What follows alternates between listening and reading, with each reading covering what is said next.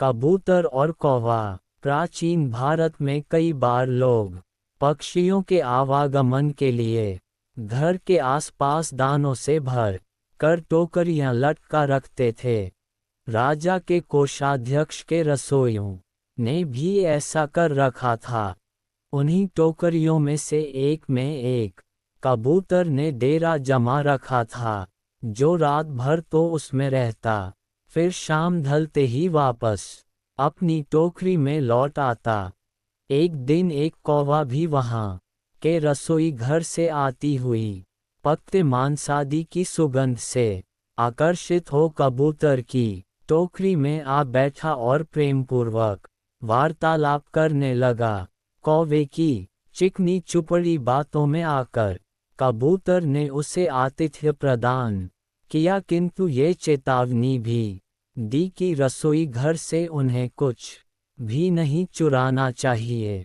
रसोइयों ने जब दोनों पक्षियों को साथ साथ देखा तो उन्होंने तत्काल कौवे के लिए भी एक टोकरी कबूतर की टोकरी के पास लटका दी, ये सोचते हुए कि ऐसा करने से दोनों मित्रों को बातचीत करते रहने के और भी अच्छे अवसर मिलेंगे। दूसरे दिन कबूतर जब तड़के ही उड़कर दूर निकल गया तो कौवा अपने वास स्थान पर दुबका पड़ा रहा।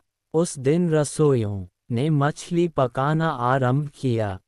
पकती मछली की सुगंध से कौवे के मुख में पानी भर भर आता। समय समय पर वह टोकरी के बाहर सिर निकालता और मांस चुराने का मौका तलाशता।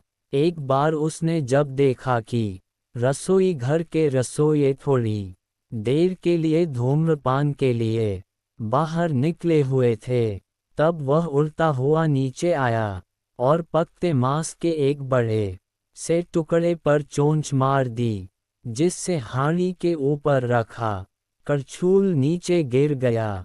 गिरे करछूल की आवाज सुन एक रसोइया दौड़ता हुआ नीचे आया और कौवे की चोरी पकड़ ली।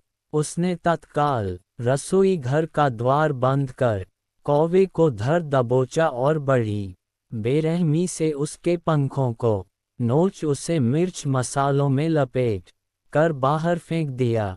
थोड़ी ही देर में कौवे के प्राण निकल गए। शाम को कबूतर जब अपने निवास स्थान को लौटा तो उसने कौवे के पंख और मृत देह को बाहर फेंका हुआ पाया। उसने तत्काल समझ लिया कि कौवा अपने लोभ का शिकार हो चुका था। कबूतर एक समझदार और दूरदर्शी पक्षी था। वह तत्काल उस स्थान को छोड़ दूसरे स्थान को प्रस्थान कर गया, क्योंकि हर कोई अपने साथियों की मूर्खता के दंड का भागी हो सकता है।